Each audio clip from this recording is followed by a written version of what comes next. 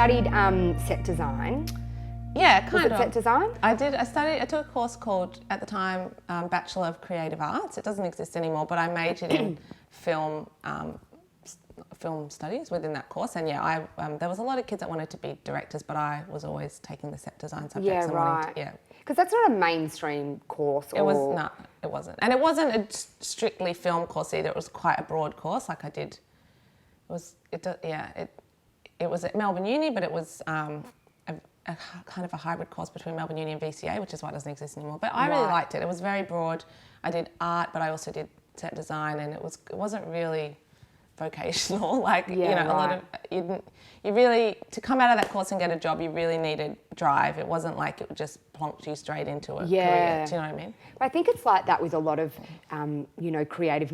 You can't go to school and learn to be a teacher, and then there's a natural course with a lot of jobs or careers that you follow. You know, a path. But I think when you want to do things like you wanted to do, or when I did radio, you can't do a course and then go, okay, cool, I'm going to get a breakfast show now. Like you've got to. There's different paths to get to where you want to get. When you signed up to do that course, what did you think that you wanted to do? I really didn't know. I mean, I went to a school where it's quite academic, and the kids are really encouraged to do law and stuff like that. And I guess I knew that wasn't for me, but I kind of didn't know what was. And this seemed a way to do something.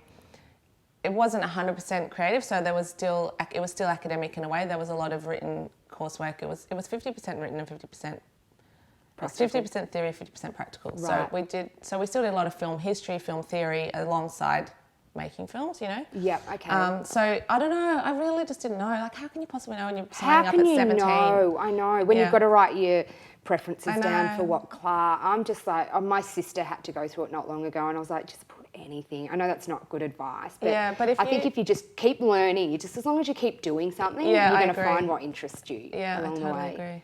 Yeah, so you're still a baby deciding, okay, I'm going to do this for the rest of my life. I know. Like, you're going to do a million things before you die, right? Yeah, totally. Because you did, though, get into film and television. Yes. Which is just perceived as such a glamorous industry, but I know. It's so far from the truth. I know. Especially when you're doing set design and making sure it's such a hands-on. It's really blokey, actually. Like, set design, I kind of...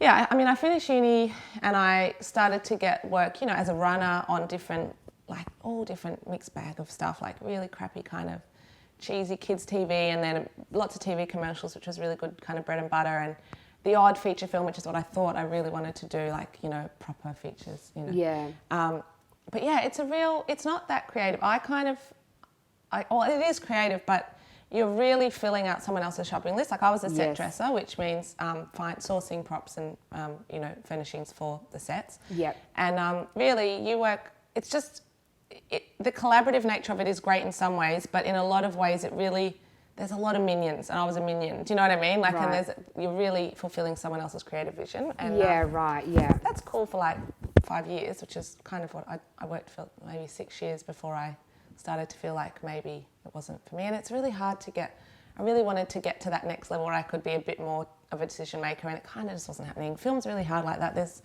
In Australia, it's a small industry, and I feel like the decision makers are kind of pretty set, and there's not that many openings to move up the ladder, you know what I mean? Yeah, yeah. So, I don't know, it was that weird thing where you spend so much time in your early career in film or TV or radio, I guess, trying to get work and desperate for the next gig and trying to make sure that you're employed, basically, for most of the year.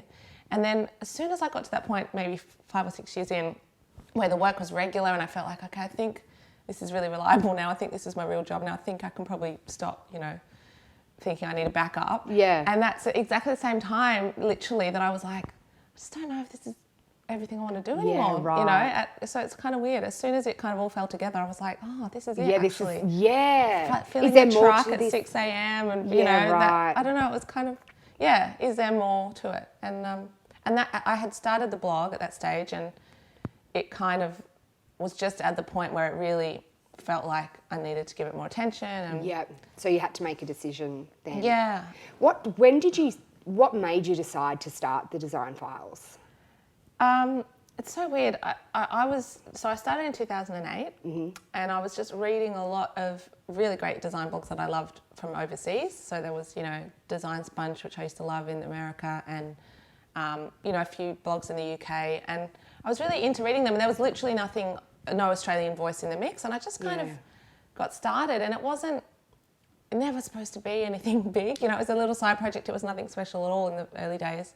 And I just kind of, I guess, was that thing of having something that was mine outside of the film work, which was very volatile and very unreliable. And it was just just the same reason any creative person has a side project. It's just that's what you do to keep you kind of inspired and sane outside of your day job. And something you can own, because you're working for somebody else. You never can own any of that. Totally. But tinkering away creatively on something else. Yeah. In your first year, you were nominated for, which I know you don't like.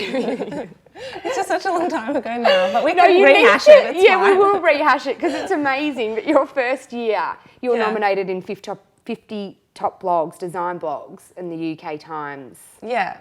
That's ridiculously. So you're like, I guess it was a long time ago. It's fucking amazing. Oh, thanks, Monty. In 2000. Let me be your mum for a minute. It was about a year or 18 months in, and it was amazing. At that time, blogs, to be honest, it was more of a niche thing. I feel like now there are so many blogs. Yeah. Everyone's got a blog. Businesses have blogs. Yeah. Back then, it was still quite a niche thing to do. And I think... think... you started when blogs... I remember hearing about a blog for the first time going, what's this? And I remember Googling blog because I'm like, what are these things all these people are doing? Yeah. But you were at the start of that. I was, and I think that's been a big part of the success of the Design Files is that it was really good timing. I was kind of at the front of that wave. Yeah. And so I got a bit of press and things like that award early on and just, I was featured in The Age a couple of times. If you start a design blog now, you'd be hard pressed to get publicity really because there's just so many. There's so many, Yeah, so it was good timing and it kind of just, it really unfolded in a way. I didn't really have a master plan at that early stage. It kind of, and it wasn't ever supposed to be a business and obviously now it is. So it amazes me. It's just organically grown, hasn't it? It really has. The best way to grow a business to go, this is going to be my creative outlet, and then to go, I can start making money off this. I know.